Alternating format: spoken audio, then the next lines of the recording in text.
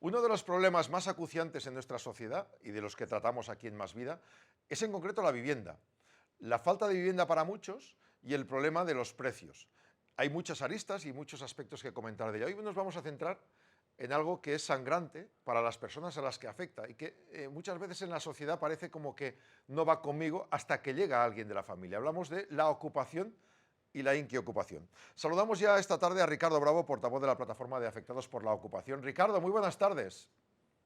Hola, ¿qué tal? Buenas tardes, ¿cómo estáis? Siendo la vivienda un gran problema, la ocupación parece que en muchas tertulias es como algo que a mí no me afecta, pero luego hemos visto casos de personas a las que, afectando a alguien de la familia, han dado la razón a muchos de vuestros postulados.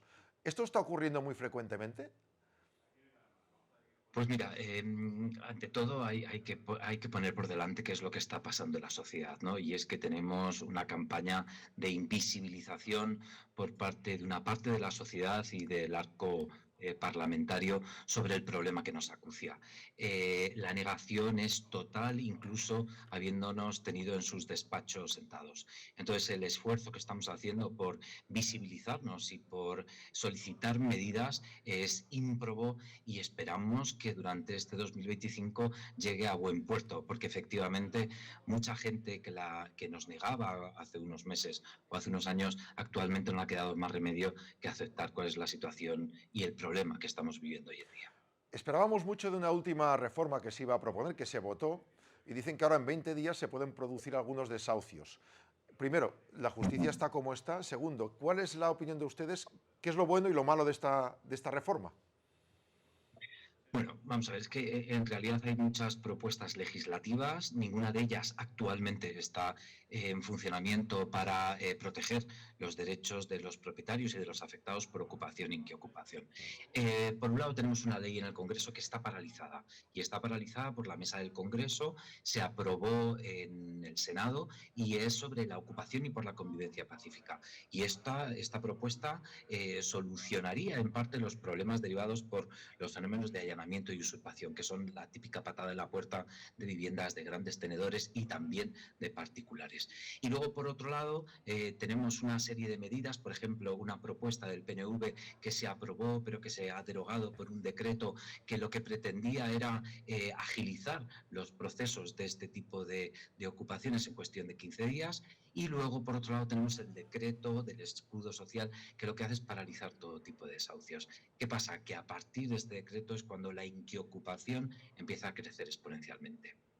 In- Actualmente no hay ninguna ley que nos proteja a nosotros, hay una ley de vivienda que todavía no está en aplicación porque está en el constitucional y lo que venimos reclamando son medidas legislativas que a nosotros también nos protejan, pero no nos escuchan. Hablamos de ocupación y de inquiocupación. Hay quien dice que la inquiocupación no debería tratarse como ocupación.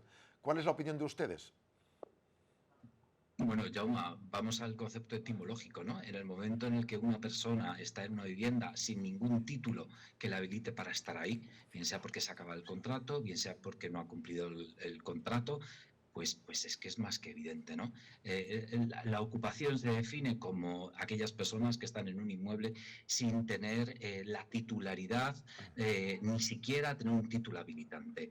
Por lo tanto, aquel que deja de pagar y sobre todo voluntariamente, por supuesto que pasa a ser un ocupa y en este caso sería un inquiocupa. Había unas épocas en las que alguien dejaba de pagar porque no podía, pero luego se buscaba una solución. Hablando con expertos de agencias inmobiliarias nos dicen que hay algunas claves a tener en cuenta. Cuando alguien viene y te adelanta 2 meses, pero los datos que te confía no son exactamente los que tú necesitarías, o luego cuando te pide que los servicios los des de alta tú como propietario y no ellos, pues agua, luz y gas. En estos casos puede haber ya unas ganas de intentar pues saltarse la ley por parte del que alquila, o no es habitual y por tanto no podemos generalizar. Pues mira, por supuesto no vamos a generalizar, no vamos a generalizar, vamos a considerar que por supuesto, pues, Claro, el problema aquí es cuando un inquilino lleva ya meses sin pagar, ¿cuál es el trámite a realizar?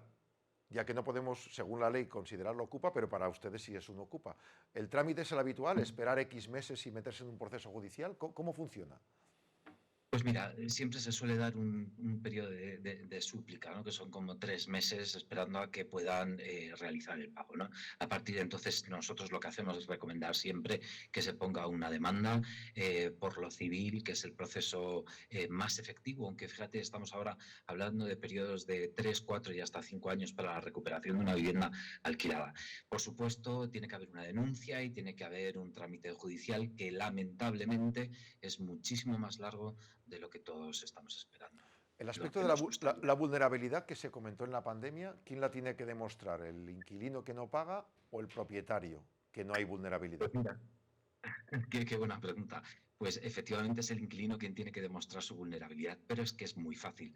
Es que hoy en día la mayoría de la sociedad española se podría declarar vulnerable. Fíjate, estamos hablando de ingresos familiares inferiores a los 1.800 euros. Es decir, yo calcularía que en torno al 40 al 50% de la población española está bajo el umbral de estos ingresos.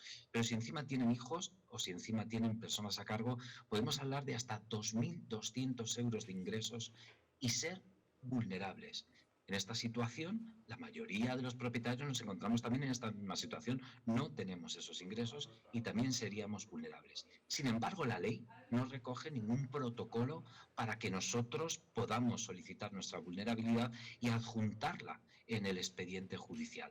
Lo tendríamos que hacer como ciudadanos normales, acercarnos a servicios sociales, solicitar un informe y remitirlo al juzgado. Es decir, la ley nos obvia, exclusivamente considera a los inquilinos que pueden ser vulnerables dentro de la vivienda. Hemos visto casos dramáticos, posiblemente sean muy pocos, ¿no? De algunas personas que tenían un piso en propiedad del abuelo o suyo y que lo habían alquilado y el ocupa no les, o el que ocupa no les devolvía el piso y ellos tenían que dormir en una furgoneta, en una tienda de campaña.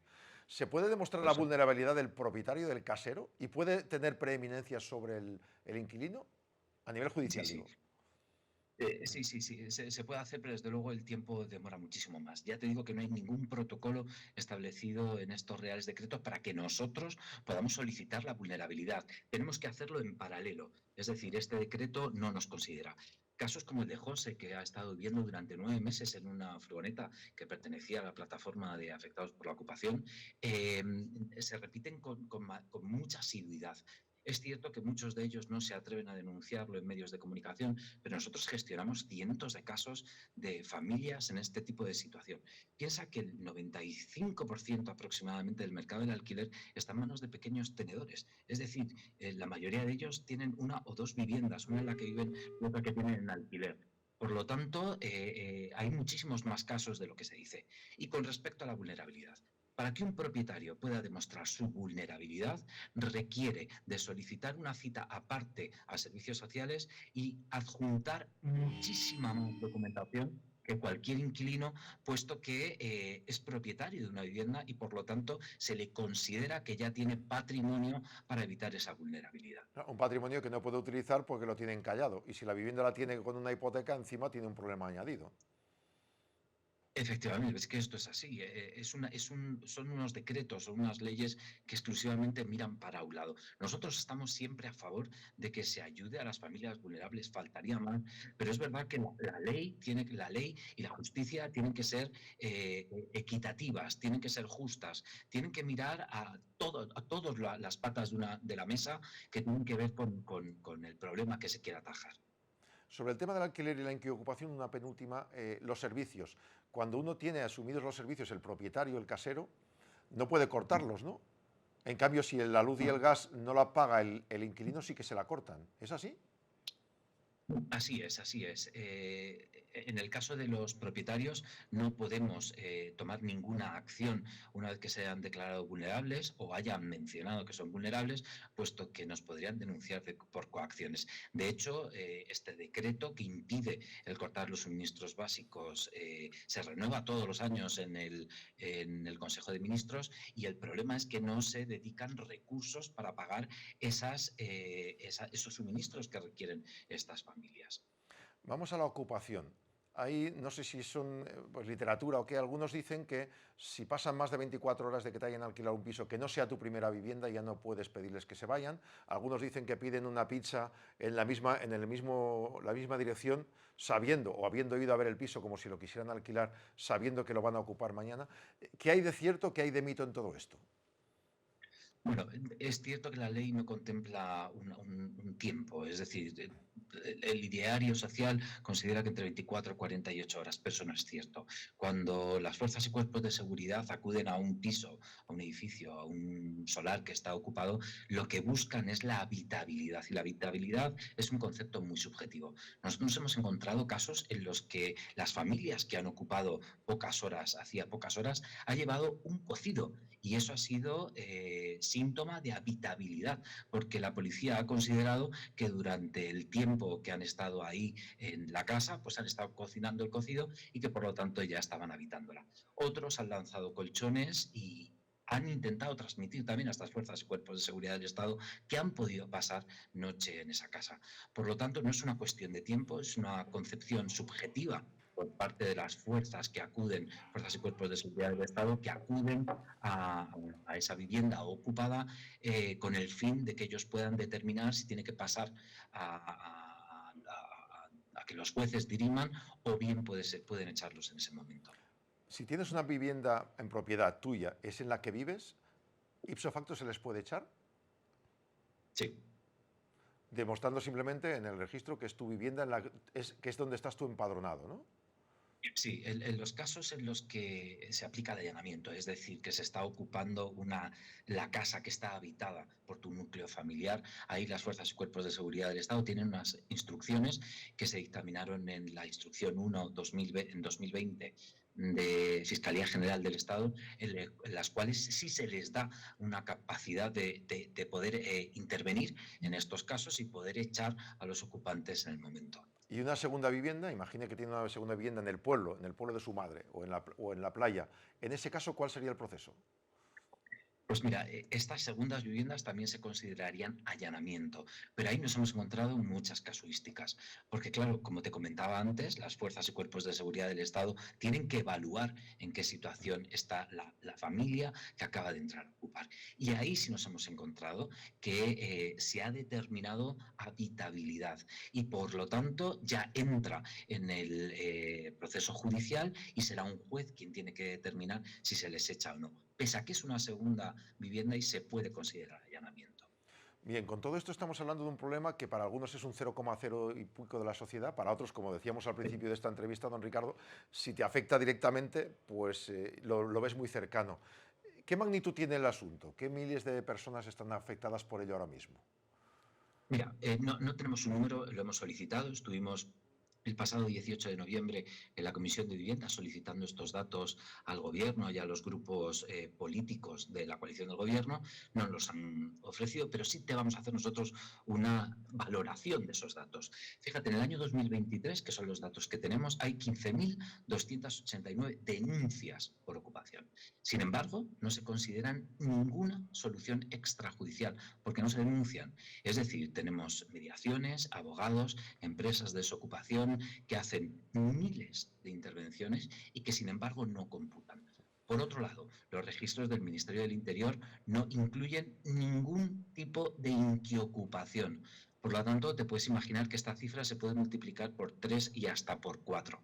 Y además no se consideran todos aquellos afectados que están conviviendo con mafias ocupas en sus edificios o en sus barrios.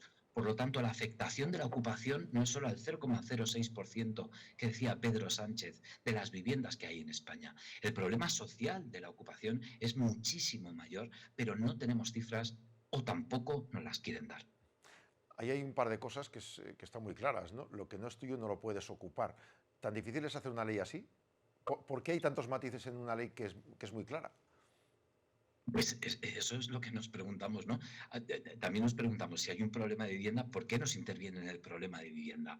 Bueno, pues lo que parece que el gobierno está haciendo es parchear entre ellos también el tema de la ocupación, y no le está dando una respuesta como mereciéramos nosotros y la sociedad, que cada vez se empieza a preocupar más por este fenómeno, puesto que no hay medidas legislativas que luchen contra ellas. Nosotros lanzamos desde aquí otra vez la pregunta a la ministra de Vivienda: ¿cuándo se va a reunir con nosotros para tratar este tema y para intentar darle un encaje legislativo en todas estas leyes que nos obvian? Hay una historia, en los seguros ocurría antes, no sé si ahora, el bonus malo, es decir, cuanto más riesgo tenga al asegurar a alguien, más caro se lo cobro. ¿Eso ocurre también en los alquileres de vivienda o es solo por la carestía de vivienda, porque hay poca vivienda en algún sitio? Pues lamentablemente es un poco así, ¿no? Ahora mismo, al no atajarse el problema de la ocupación y la inquiocupación, se está creando un marco de inseguridad jurídica que lo que está haciendo, por un lado, es retraer vivienda y, por otro lado, dificultar, poner más requisitos para el acceso a la vivienda, al alquiler. Porque se teme el que se va a inquiocupar y que no se va a poder recuperar la posesión en años. Entonces, al final, todo esto detrae el derecho de las familias vulnerables a poder acceder a una vivienda. Por lo tanto, es así. O si no se ataja el problema de la ocupación, vamos a estar en una pescadilla que se muerde la cola, y lo que va a hacer es imposibilitar que estas familias, que son las que más lo necesitan, puedan acceder a una vivienda digna. O sea, si pusiéramos en una ley simplemente lo que es tuyo no se ocupa y lo que tienes tú alquilado lo pagas y si al cabo de 2 meses o 3 meses de impago se te puede echar al primer día, ¿podrían bajar los precios de los alquileres? Usted mismo, si es propietario, podría decir, pues yo asumo que en lugar de pedir 1.000 euros al mes, puedo pedir 800 sabiendo que si va todo bien vamos a seguir así ad eternum, pero si va mal vamos a parar esto en 2 días. Sin lugar a dudas, desde nuestro punto de vista hay dos temas cruciales para intervenir en el mercado del alquiler.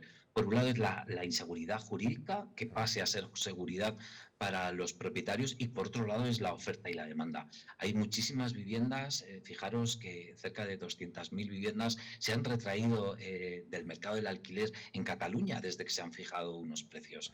Eh, Esto extrapolado al contexto de toda la geografía nacional supondrían cientos de miles de viviendas que volverían al mercado del alquiler, y por lo tanto, al haber más oferta, habría menores precios, Claro. bajarían los precios. Don Ricardo, una penúltima.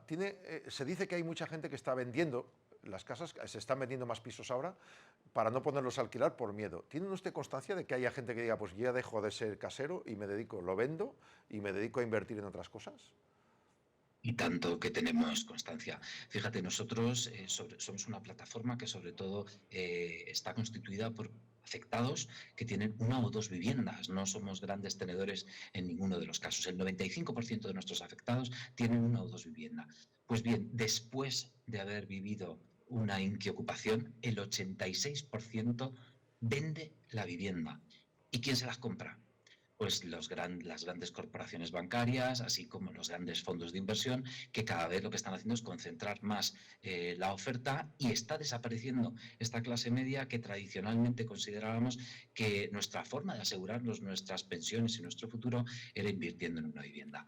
El Nueve de... miedo a la Sí, sí, sí, sí. el miedo a la inquiocupación Sí, sí. hace que vendamos nuestras propiedades. 9 de cada 10 afectados por la ocupación en una primera instancia deciden vender y invertir ese dinero en otros productos que seguramente van a ser financieros, pero que no van a servir para la vivienda. Si esas 9 de cada 10 afectados siguieran y pudieran seguir alquilando, igual la siguiente inversión sería una siguiente vivienda para poner en alquiler, ¿no? Fíjate, Jaume, no es tanto para invertir, ¿vale? Sino para poder pagar la deuda que nos han dejado los inquiocupas. Es decir, nosotros asumimos tal deuda al no recibir la renta mensual, que finalmente tenemos que Claro. vender esas viviendas para poder hacer frente a todos los agujeros que nos ha creado el tener un inquiocupa. Porque no son solo los gastos de la hipoteca, sino que también son gastos de comunidad, son gastos de abogados. Es decir, es un montante que estamos hablando en torno a 40 50 mil euros de deuda de media por inquiocupación. Pues arrancamos el 25 como acabábamos el 24 con este problema serio, muy serio y que además efectivamente hace que el que va a alquilar pues le busque más garantías y que busque y que tenga que pagar más caro por algo que, en buena ley, si todo el mundo se gestionara bien como habría que hacerlo, no habría ocupación, no habría inquiocupación y posiblemente usted que nos escucha, que está alquilado, podría alquilar más barato el piso. Me gustaría, Ricardo Bravo, en el futuro, en este año 25, poder hablar de alguna noticia positiva en este aspecto y ojalá lo podamos compartir aquí en Más Vida. Muchas gracias por atendernos y buenas tardes. Gracias a vosotros.